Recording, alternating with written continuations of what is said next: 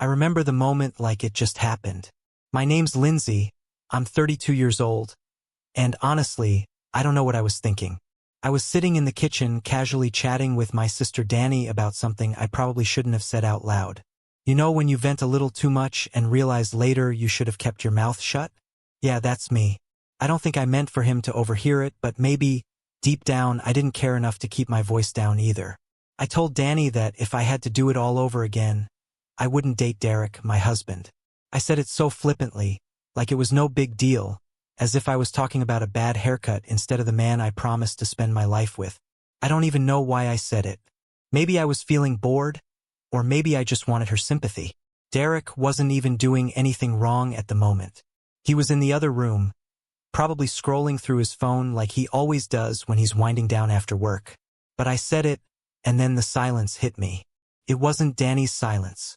She's used to my dramatic outbursts. It was the kind of silence that feels heavy, like the air suddenly shifts. I turned my head just enough to see him standing in the doorway. He didn't say anything. He didn't yell, didn't ask me to explain, didn't even look angry. He just looked at me for a second, his face blank, and then walked out of the room. The sound of the front door closing behind him made me feel sick. I wasn't expecting that. Honestly, I thought he'd argue or at least get mad. But leaving? That wasn't his style. Derek's always been the calm one, the patient one, the one who balances out my, let's just call it, energy. I didn't think he'd actually leave, though. I mean, it wasn't like I said I hated him or that I was gonna leave him. It was just venting, right? Isn't that what people do with their sisters? You say things you don't mean because they get it. They're supposed to. Danny didn't even know what to say. She just looked at me with this wide-eyed expression like she couldn't believe I'd said it. Either. But instead of admitting I messed up, I doubled down. I laughed it off, said, "He'll be fine. He's just being dramatic." I don't know why I said that. Maybe because if I admitted I was wrong, I'd have to deal with the guilt, and I didn't feel like doing that in the moment. Hours went by and he didn't come back. I called him once, and when he didn't answer, I texted him. "You okay?" No response. Fine, I thought. If he wanted to pout, that was on him. I wasn't about to beg him to come back over something that wasn't even that serious. But as the night went on, I started to feel this weird mix of anger and panic. Like, how dare he leave me sitting there? But also, where the hell was he? Was he trying to teach me a lesson or what? I stayed up until midnight, scrolling through TikTok, and pretending I wasn't waiting for him to walk back through the door. He didn't. By the time I finally went to bed, I was more annoyed than anything else. I told myself he'd come back when he was ready, and that I wasn't going to lose sleep over it. Spoiler, I totally did. The next morning, his side of the bed was still empty. His toothbrush was still in the bathroom. His shoes still by the door, so it's not like he packed up and left for good. But I couldn't shake this uneasy feeling. I texted him again. "Where are you? Can we talk?" Still nothing. At this point, I started to worry. Not because I felt bad, but because I didn't like being ignored. I'm not the kind of person who deals well with a silent treatment. If there's a problem, I need to talk about it, hash it out, and move on. But Derek? He's more of a let-it-simmer kind of guy, and it drives me crazy. I told Danny about it, and she said, "Maybe you should apologize." Apologize? For what? For being honest. For saying what I was feeling in the moment. I didn't see why I should have to grovel just because he happened to overhear a private conversation. He shouldn't have been eavesdropping, I said, trying to justify it to myself more than to her. But even as the words came out, they felt hollow. By the end of the day, I was starting to get really irritated. Like, who does he think he is, making me stress out like this? If he had a problem with what I said, he could have stayed and talked to me about it like an adult. Instead, he ran off, leaving me to feel like the bad guy. Okay, maybe I am the bad guy. But still, it's not like I said anything that wasn't true. Sometimes I do wonder if I'd be happier if we'd never gotten together. That's not the same as saying I don't love him, right? But as much as I tried to convince myself I was in the right, a small part of me started to wonder if this time I'd pushed him too far. Derek's always been the kind of guy who lets me take the lead, who goes along with whatever I want, even when I know he doesn't always agree. I guess I'd started to take that for granted. I always assumed he'd be there no matter what. But now, for the first time, I wasn't so sure. The hours kept ticking by and still no word from him. I tried calling his mom, but she hadn't heard from him either. That's when I started to feel really uneasy. What if he wasn't just mad? What if something had happened to him? But then again, Derek's not the type to get reckless or do something stupid. If anything, he's the most predictable person I know. That's part of what makes him so frustrating sometimes. By the time it got dark, I was spiraling. I didn't know if I should be mad, worried, or just over it. I wanted to text him again, but I didn't want to seem desperate. So instead, I sat there, staring at my phone, waiting for it to light up with a message that never came. The next day came and went, and Derek was still gone. I told myself to stay calm, but every time I heard a car outside, my heart jumped. I kept checking my phone, refreshing my texts like an idiot, as if I'd missed his reply somehow. Nothing. Not a single word. At this point, my irritation was taking over. Who does that? Who just leaves and doesn't tell their wife where they're going? It was immature, plain and simple. But then, as I sat there staring at my coffee, the thought hit me. What if he was really done this time? Like, what if I had finally pushed him past the point of no return? It wasn't a thought I liked entertaining, but the more I tried to brush it off, the more it stuck. Derek wasn't like this. He didn't do silent treatments or games. If he was gone, there was a reason, and maybe it was bigger than I wanted to admit. Around noon, Danny called to check on me. "Have you heard from him yet?" she asked, her voice softer than usual, like she was trying not to spook me. "No," I snapped, and honestly, it's ridiculous. He's the one making this a big deal, not me. "Linz," she said carefully, "you kinda made it a big deal first." I wanted to hang up on her. "You're supposed to be on my side," I said instead. But even as I said it, I felt a sting of guilt. She wasn't wrong, not entirely. Maybe I had made it a big deal, but it wasn't like I'd planned to hurt him. It was just, I didn't think he'd take it that hard. It's not like I told him I was leaving, or that I didn't love him. People vent all the time. He was just being too sensitive. By the time evening rolled around, I'd convinced myself I needed to stop waiting. If he wasn't going to come back on his own, I'd go find him. I called his mom again, but she still hadn't heard from him. I tried a couple of his friends, too, but either they were covering for him or they really didn't know. One of them, Mark, sounded genuinely surprised when I asked if Derek had been in touch. "Everything okay with you too?" he asked, and I had to bite back the urge to snap at him. "Yeah, fine," I said quickly. "Just checking." After that, I drove around for an hour, not really knowing where to go. Derek wasn't the type to hang out at bars or crash on a friend's couch without saying anything. He was steady, predictable. So where the hell was he? When I got home, there was still no sign of him. His toothbrush, his shoes, they were like ghosts, reminding me he should have been there.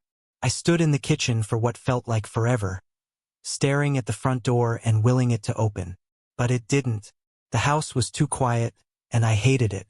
I started scrolling through our bank account, half out of curiosity and half out of desperation to feel like I was doing something. That's when I saw it. A hotel hub charge from earlier that day. He wasn't with his mom or a friend or, God forbid, someone else. He was at a hotel alone. I didn't know whether to feel relieved or furious. So he was okay. But also, he was hiding out in some hotel, avoiding me like I wasn't worth talking to. The nerve. I called the hotel immediately. I don't even know what I planned to say if he picked up. But it didn't matter, because the desk clerk wouldn't confirm anything. "I'm sorry, ma'am," she said in this fake polite tone, "but I can't disclose any information about our guests." I wanted to scream. Instead, I hung up and started typing out another text. "I know where you are," I wrote, my fingers shaking. "Can you just stop being childish and come home so we can talk?" I stared at the message for a few minutes before deleting it. If he wanted to act like a coward, let him. I wasn't about to beg. Still, the knot in my stomach wasn't going away. I hated this feeling, like I was out of control, like he had the upper hand. Derek was supposed to be the one who chased me, who forgave me, who let me vent, and then moved on. That's how it always worked. So why wasn't it working now? The next morning, I woke up to an empty house again. It was starting to get to me. The silence, the not knowing. I tried to focus on work, but every email felt like a distraction from the real problem. My husband was gone, and I had no idea what to do about it. I kept telling myself it wasn't that serious, that he just needed space, but the longer he stayed away, the harder it was to believe that. By mid-afternoon, I couldn't take it anymore. I drove to the hotel, not caring how desperate it made me look. If he wasn't going to come to me, I'd go to him. When I got there, the clerk gave me the same spiel about privacy, and I had to fight the urge to cause a scene. "He's my husband." I snapped, but she just smiled that fake customer service smile and said, "I'm sorry, ma'am." Defeated, I walked back to my car. As I sat there, staring at the steering wheel, I started to feel something I hadn't let myself feel in years. Fear. What if he wasn't coming back?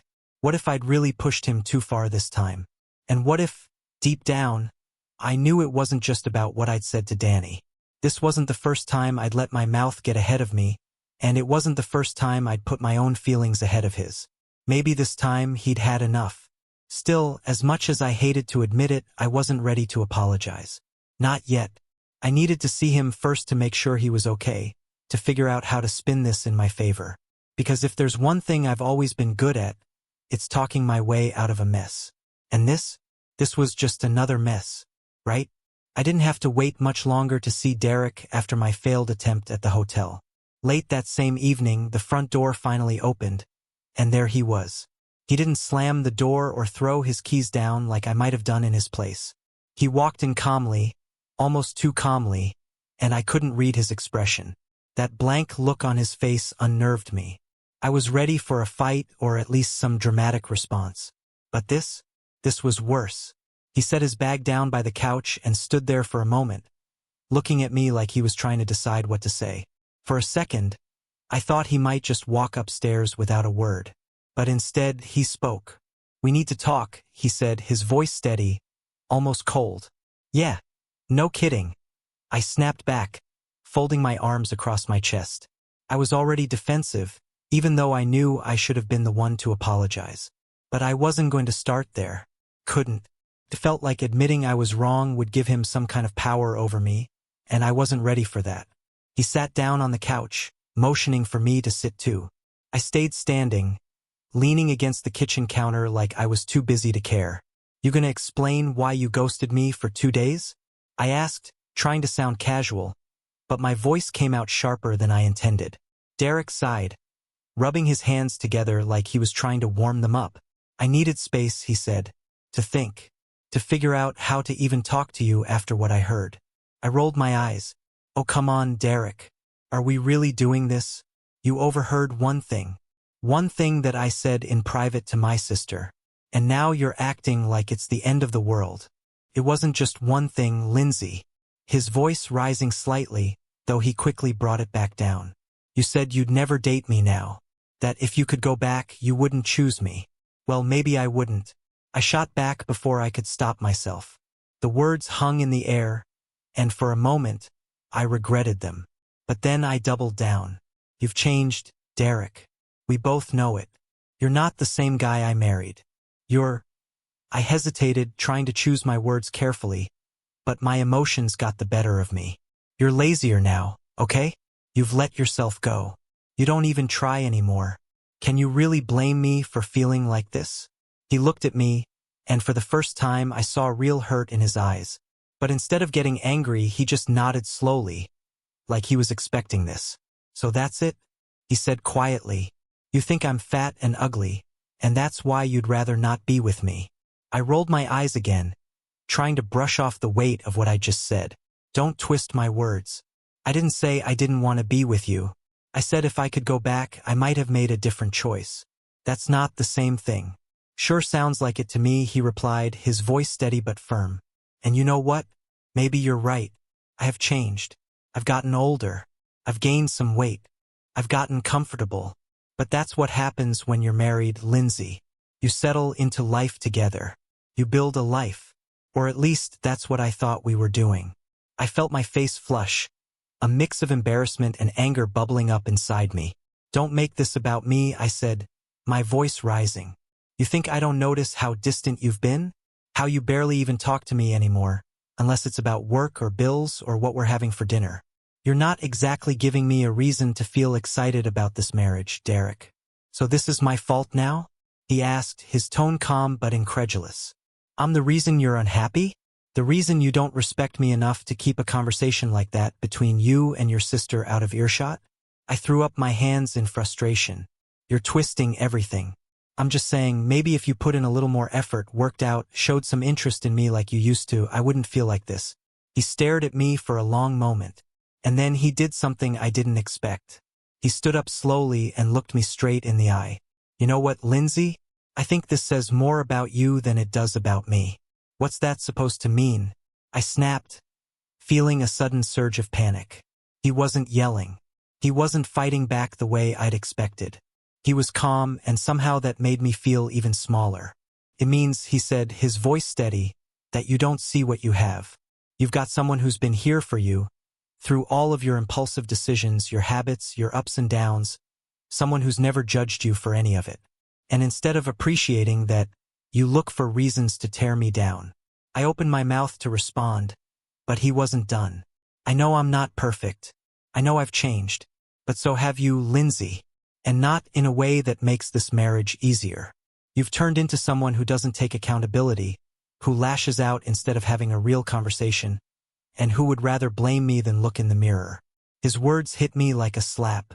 But instead of admitting he might be right, I lashed out again. Oh, so now you're perfect? The saint who's been holding this marriage together while I'm the problem. He shook his head, picking up his bag again. No, I'm not perfect. But at least I'm trying to be better, Lindsay. I'm done standing here and letting you make me feel like I'm not enough. If you can't see the value in me anymore, maybe we need to take a step back. I froze. What are you saying?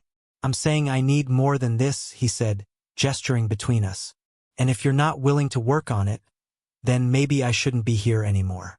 He didn't yell. He didn't slam the door on his way out.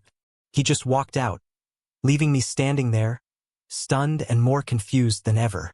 Over the next few weeks, reality hit me hard. Derek didn't come back, not even for his mail.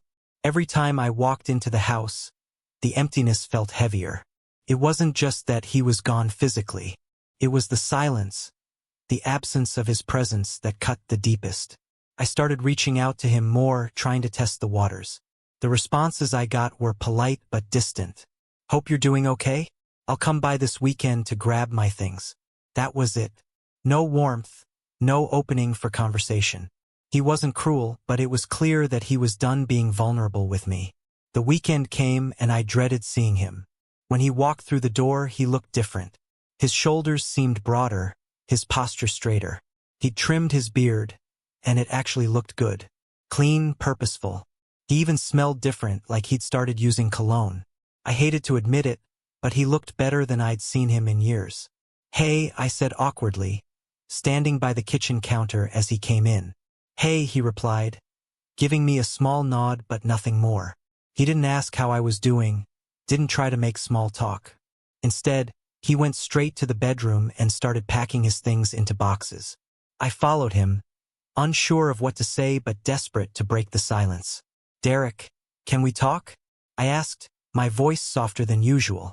He didn't stop packing. About what? I hesitated. About us. He paused, looking at me with an expression I couldn't quite read. What about us, Lindsay? You made it pretty clear how you feel. I didn't mean it like that, I said quickly, stepping closer. I was upset. I wasn't thinking. He shook his head and went back to packing. No, Lindsay, you were thinking. You just didn't think I'd hear it. The lump in my throat grew. I didn't mean to hurt you. But you did, he said firmly, finally looking at me. And it's not just about that one conversation. It's everything. The way you talk to me, the way you treat me. It's like I'm never good enough for you. I felt tears sting my eyes, but I forced myself to stay composed. I was wrong. I know I was. But we can fix this. We've been through worse, right? He let out a small, bitter laugh. Have we? Because I don't think we've ever been through this, Lindsay. I don't think I've ever felt this disrespected, this unwanted. And the worst part? I stayed. I kept trying, even when you made it clear you didn't appreciate me. That's on me. I let it get this far. His words hit like a punch to the gut. I wanted to argue, to tell him he was wrong. But I couldn't. Deep down, I knew he wasn't. So what? That's it? You're giving up on us? My voice cracked and I hated how desperate I sounded. I'm not giving up, he said, his tone steady. I'm choosing myself for once. I'm done trying to prove my worth to someone who doesn't see it. I stared at him, my mind racing. This wasn't how it was supposed to go. He was supposed to forgive me, to tell me we'd figure it out together. But instead, he was standing there, calm and resolved, like he'd already made his decision. I can change, I said, my voice barely above a whisper. I'll do better. I'll be better. He sighed, setting down the box he was holding. Lindsay, I hope you do. Not for me, but for yourself. But I can't be the one who waits around for you to figure it out. I've spent years trying to make you happy, and all I've gotten in return is criticism and resentment. I deserve better. His words stung more than I thought they would. I felt the tears spill over, and for once, I didn't try to hide them. I don't want to lose you, I said, my voice breaking. Please, Derek, we can fix this. He looked at me for a long moment, and for a brief second, I thought I saw something flicker in his eyes. Pity, maybe, or regret. But then he shook his head. I've already lost too much of myself trying to fix this, he said quietly. I can't do it anymore. He picked up the box and walked out of the room, leaving me standing there, my heart shattering into pieces. I wanted to chase after him, to beg him to stay, but I knew it wouldn't make a difference. He was done, and for the first time I realized I might really lose him for good. Over the next few days, I tried to distract myself. I threw myself into work, went out with friends, anything to avoid being alone in the house. But no matter what I did, the emptiness followed me. Derek wasn't just gone physically, he'd taken a piece of me with him. A month later, I saw him again. He was at a coffee shop, sitting at a table with a woman I didn't recognize. She was pretty, not stunning, but she had this natural, effortless kind of beauty. They were laughing and he looked happy, happier than I'd seen him in years. I wanted to march over there, to interrupt their little moment, and remind him that I was still his wife. But I didn't. I just stood there, watching from a distance, feeling the weight of my own mistakes. This was my fault. I had pushed him away, torn him down, and now he was moving on without me. When he saw me, his smile faded for a second, but he didn't look angry or upset. He just gave me a small nod, like an acknowledgement, and then went back to his conversation. It was like I was already a memory to him, something he'd moved past.